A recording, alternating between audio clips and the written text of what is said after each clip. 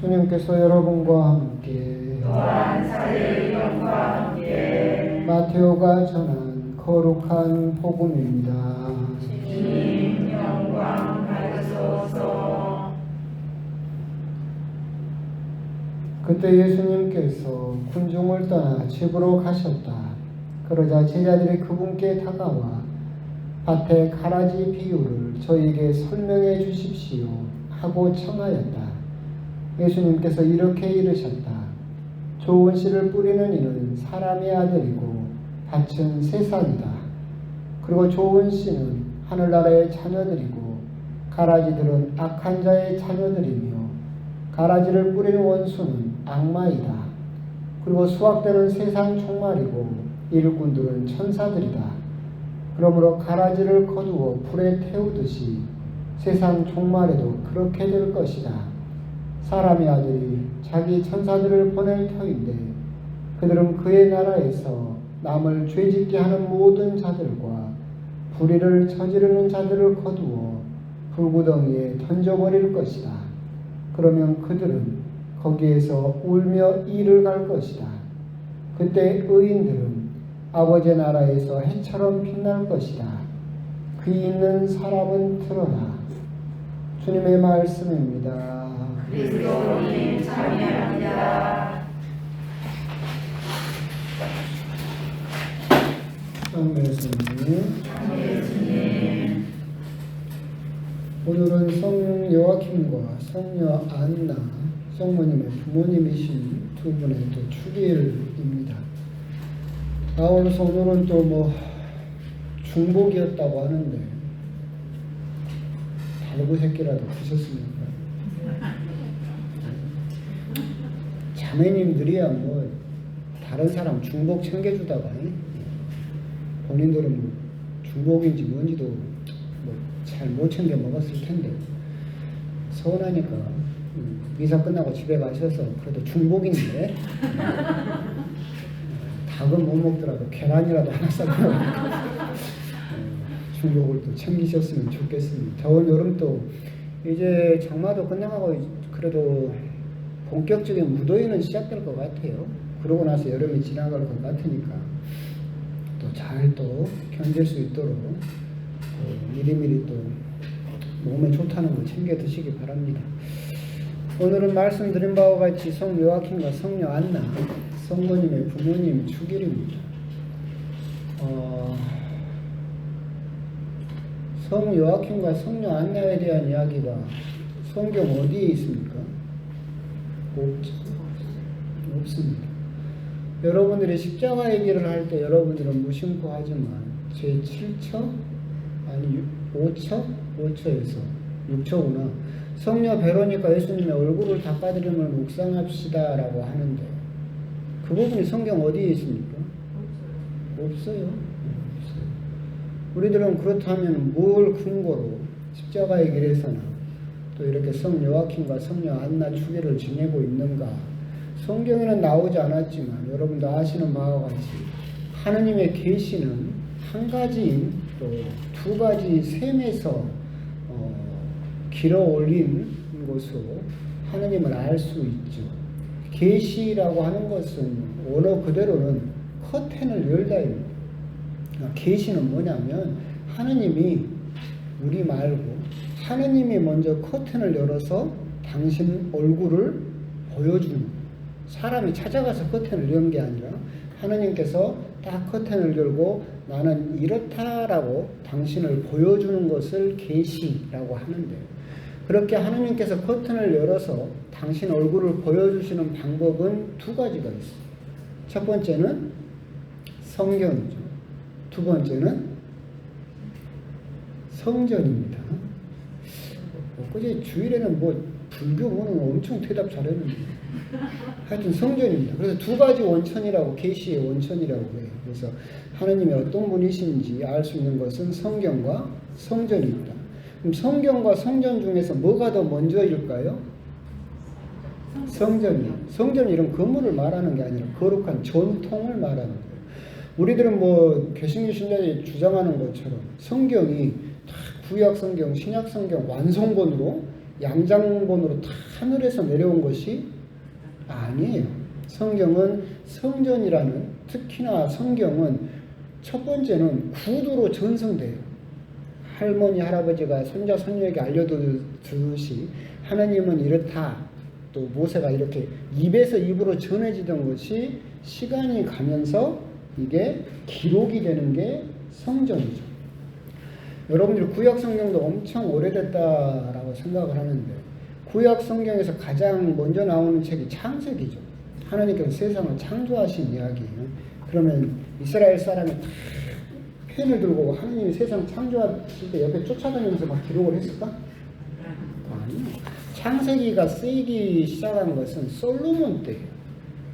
그리고 이 구약 성경이 완벽하게 책으로 이렇게 굳어지는 것은 여러분들이 구약 성경에 보면 에즈라 느헤미야서가 나와요.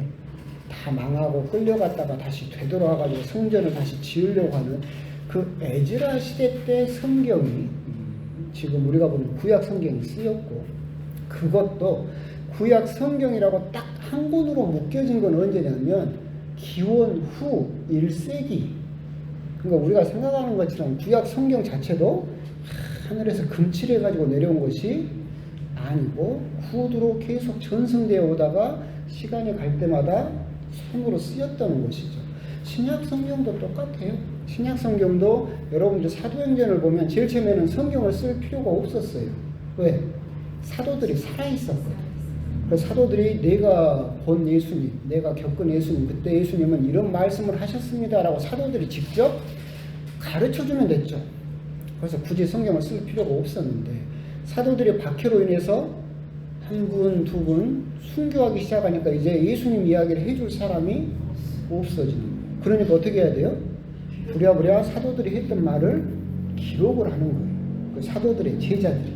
그래서 마테오, 마르코 이렇게 되는 것이고, 그래서 신약 성경이 27권으로 굳어진 것은 대략 4세기경에 지금의 신약 성경이 굳어졌죠.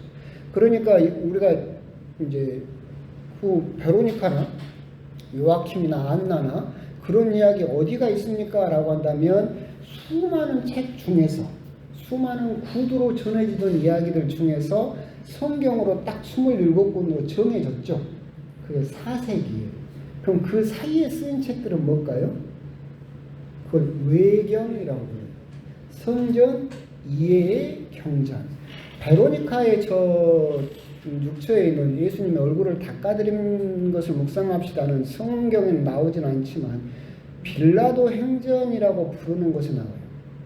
처음 들어봤죠? 빌라도 행전은 뭐냐면 빌라도 총독이 로마 정부에다 보고서를 써요. 여기서 소요가 있었는데 나자렛 사람 예수라는 사람을 추종하는 사람들이 이렇게 소요를 일으켰고, 그래서 내가 그 사람을 어떻게 처형했다 하면 로마에다가 보고서를 써요. 그게 빌라도의 보고서, 빌라도 행전이라고 칭하는데 거기에가 이제 그 저 기록이 남아있죠. 그것도 성전이죠. 성전. 거룩한 전통 안에 있었던 거예요. 그리고 오늘 요아킴과 안나에 대한 이야기는 3세기경에 쓰인 야고보 복음서라는 책이 있어요. 그러니까 이건 성경은 아니에요. 성경이라고 정해진 건 아닌데, 성경을 정하는 기준은 사도성, 고대성, 정토성 해가지고 이제 우리 교부들, 주교님들이 정했고 거기에 들어가지 못한 책들이 있는데 3세기경에 쓰인 야고보 복음서라는 책에가 이 이야기가 고스란히 전해져요. 그래서 성모님의 부모님의 이름이 아버지는 요아킴이었고 어머니는 안나였다. 그런데 안나는 20살 때 요아킴에게 시집을 갔는데 나이 40이 되도록 아이를 가지지 못했다. 그래서 요아킴은 예수님처럼 사막에 나가서 40일 동안 기도를 했는데 천사가 와서 주가리아 이야기하고도 비슷하죠. 아이를 갖게 될 것이다 라고 해서, 그러니까 이제 그 중간에 이제 안나 성녀가 하나님에게 기도를 하면서 약속을 하죠.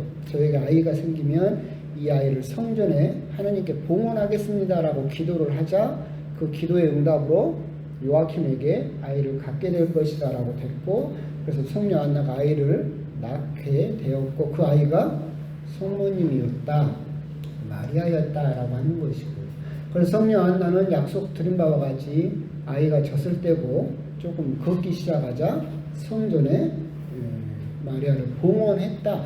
그런 이야기들을 이제 야고보 복음서에 기록되어 있고 그것을 근거해서 우리들이 지금 기념하고 있다. 이것을 그럼 성경에 없으니까 다 거짓말 아닙니까? 라고 하지만 그렇게 생각할 수는 없다. 왜 그러느냐 하면 야고보 복음서가 언제 쓰였느냐라고 하면 3세기에 쓰였어요. 그럼 성경이 27권으로 굳어진 건 언제예요? 4세기예요. 그러니까 성경이 굳어지기 전에 이미 신자들이 잊고 있었던, 전해지고 있었던 이야기였었고, 그렇기 때문에 그것을 근거 없다라고 할 수는 없다. 그래서 우리 가톨릭은 성경에 나와 있지 않다 하더라도 거룩한 전통으로 가지고 있는 성전을 근거를 해서 더 풍요로운 우리 신앙생활을 만들고 있다라고 하는 겁니다. 사실 굉장히 많아요. 그게 다 옳은 이야기는 아니에요. 성경에 들어가지 못한 부분도 많이 있기 때문에 그러기도 한데 그런 거 보면 재미있는 부분도 있어요. 여러분들이 코바디스 도미네라고 영화 있잖아요. 그러니까 로마에서 박해가 일어나니까 베드로가 열심히 도망가잖아요. 중간에 도망가다가 예수님을 만나잖아요. 예수님 사도 베드로가 코바디스 도미네 주님 어디 가십니까? 그러니까 네가 도망간 로마로 내가 한 번 더 죽으러 간다. 그러니까 사도 베드로가 뉘우쳐가지고 로마로 다시 되돌아가서 거기서 순교하셨다. 소설이죠. 이건 역시도 외경에 나오는 거예요. 베드로 행전이라는 책, 베드로 복음서라는 책에 나오는 거예요. 베드로 복음서도 있고 베드로 행전도 있어요.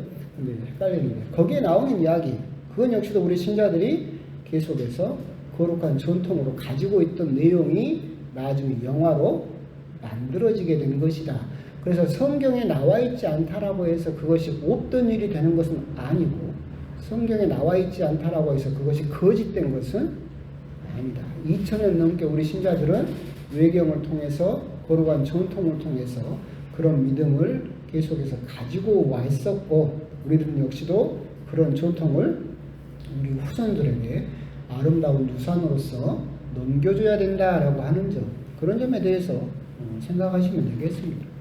요아킴과 안나 성녀 이야기보다는 딴 이야기가 많아요. 하여튼 성경에 안 나온다라고 괜히 시비를 거는 사람들이 많았어요. 그 사람들은 무슨 성경에만 나와야만 다 된다고 생각을 하나 봐. 그런다고 해서 주식 투자하고 부동산 투자하는 건 성경에 안 나와 있어도 잘만 하는 식입니다. 하여튼 그런데 이제 그래서 오늘 복음은 밀과 가라지 비유 말씀이죠. 이 부분은 밀과 가라지 비유에 대한 해석 부분이죠.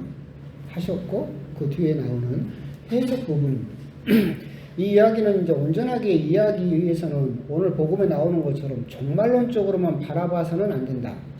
그렇게 말씀을 드렸습니다. 오늘 복음을 보다 보면 우리가 섣불리 빠져들 수 있는 함정이 뭐냐면 나는 밀인가?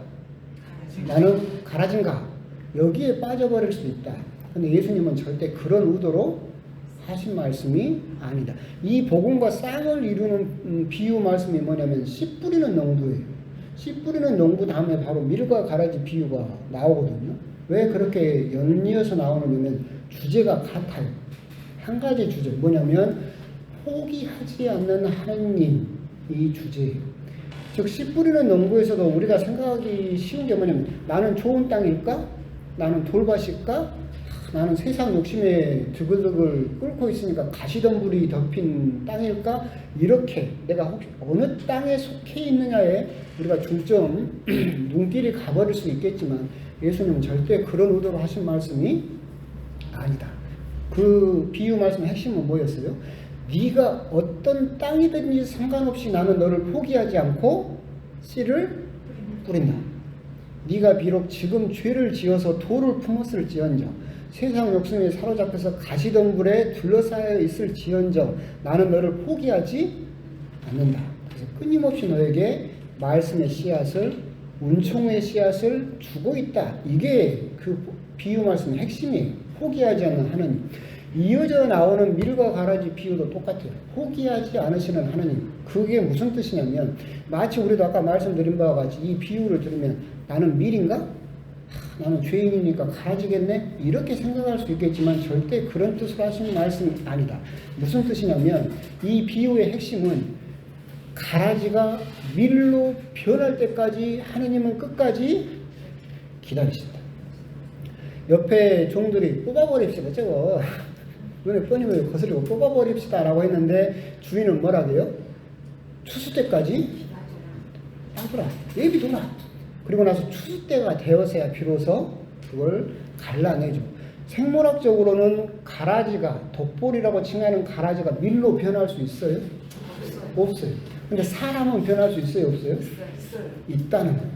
네가 비록 지금은 가라지일지언정 어떤 것을 가라지라고 하느냐면 옛날에 한번 말씀드렸는데 가라지는 나쁜 놈이죠. 나쁜 놈은 어떤 놈이 나쁜 놈이라고 했어요? 나쁜 놈. 가라지는 하늘에서 태양빛을 받고 하늘에서 하느님이 주시는 비를 받고 땅에서 지가 아무것도 안 했지만 땅에서 영양분을 다 빨아들였어요. 다 남이 줬어. 근데 그 모든 은총을 받아가지고 누구를 위해서만 썼어요? 나 자신, 나 쑥쑥 크고. 가라지가 열매를 맺어봤자 어땠어요? 아무 데도 쓸데가 없어요. 오직 자기 자신만을 위해서 그 모든 것을 썼죠. 그래서 가라지는 나쁜 놈이에요. 나뿐인 놈이에요. 뭐든지. 그런데 이 가라지가 이 열매를 맺어서 다른 사람에게 자기가 열매 맺은 걸 나눠줄 수 있는 밀로 변할 수 있다.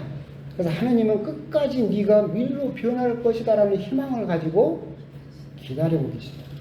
그런데도 불구하고 너희들이 방심해서 추수 때까지도 끝내 회개하지 않으면 어떻게 된다? 이렇게 된다. 불구덩이에 던져진다. 불구덩이에 던져진다는 그런 겁을 주기 위해서 하신 말씀이 아니에요. 너희들이 지금 죄를 짓고 여러 가지로 뭐가 해서 가라지처럼 보일지 하더라도 언젠가는 너희들도 회개를 하면 밀로 변할 수 있다. 그 희망을 가지고 나는 너희들을 포기하지 않는다. 그래서 나는 끝까지 기다린다. 그런데도 너희들이 끝내 회개하지 않고 끝내 그 기대를 저버리면 그때는 불구덩이에 던져지겠지만 나는 희망을 가지고 너희들을 결코 포기하지 않겠다라고 하는 것이 밀과 가라지 비유의 가장 핵심적인 내용이죠. 이 비유 말씀을 들으면서 우리들은 한 가지만 생각을 하시면 돼요. 어디든지 참 밀과 가라지처럼 자꾸 구분 지으려는 노력, 시도들은 있죠. 지금 라디오는 지금 제 거 나오고 있는데 거기서도 제가 했던 농담이 이런 농담이 있어요. 그 이야기 중에 어떤 자매님이 성당을 열심히 나가는데 눈에 거슬리는 한 명이 있어요. 꼴보기 싫어 죽겠어요. 하는 짓거리나. 그래서 하느님에게 열심히 기도를 했어요. 하느님, 성당만 나가면 저 사람이 영 눈에 거슬려서 기도에 집중이 안 된다고. 저 사람만 좀 성당 안 나오게 해주면 제가 정말 기도가 잘 될 것 같고 신앙생활도 열심히 할 수 있을 것 같다고 열심히 기도를 했대요. 그럴 리는 없겠지만 대체 그 기도가 들어졌는지 그 사람이 냉담해가지고 성당에 안 나오는 거야. 그래서 이 자매님이 너무나 후련한 거야. 이제는 성당 가도 너무나 편한 마음으로 갈 수 있겠다. 미사도 편하게 하고 기도해도 이제 껄끄러운 것도 없고 눈에 거슬리는 사람도 없고 좋다 하고는 딱 갔어요. 그래서 열심히 기도가 될 줄 알았는데 이제는 또 어떻게 돼요? 이 사람이 이제 꼴보기 싫네. 이제 저 사람이 나가니까 이 사람이 영또 눈에 거슬려. 그래서 또 기도에 집중이 안 되고 미사 때 분심만 들고 힘들어 죽겠어. 그래서 또 열심히 하나님에게 기도를 했어요. 하나님, 이 사람도 좀 안 나오게 좀 해주라고. 그래서 하나님이 기도 중에 답을 주셨어요. 아이야, 그러다 성당에 아무도 안 나가겠다. 네가 나오지 마라. 그런 농담이 있어요. 근데 이제 거기에서 우리도 성당에서 신부도 오고 여러분도 오고 하다 보면 가라지처럼 보이는 사람이 있어요. 꼴보기 싫잖아. 혹은 분심 들고 하는 옷은 왜 저렇게 입었대? 꼴보기 싫어. 이런 가라지처럼 눈에 거슬리는 사람이 있어요. 그럴 때 여러분들이 한 가지만 기억을 해라. 하느님도 기다려주신다. 예수님도 기다려주고 계신다. 하느님도 예수님도 그 사람을 기다려주고 있는데 네가 뭐라고 그 가라지를 뽑으려고 하냐? 그렇죠? 그냥 우리들은 그 부분을 생각해 볼 수 있다. 저 사람만 없으면 내가 신앙생활 잘할 수 있을까? 아니요. 하느님도 기다려주고 계시고 예수님도 기다려주고 계시는데 내가 감히 뭐라고 그 사람을 가라지라고 판별을 해서 그 사람을 뽑아내려고 하고 있는가? 그 그런 부분은 우리가 오늘 밀과 가라지 비유에서 한번 곰곰이 묵상을 해보실 필요가 있다. 물론 여기 나와 계신 분들은 아무 상관이 없는 이야기인데 오늘 복음을 통해서 그런 부분도 한번 생각을 해보시고 하느님도 기다려주고 계신다라고 하는 점, 그런 점을 항상 염두에 두셨으면 좋겠습니다. 아멘.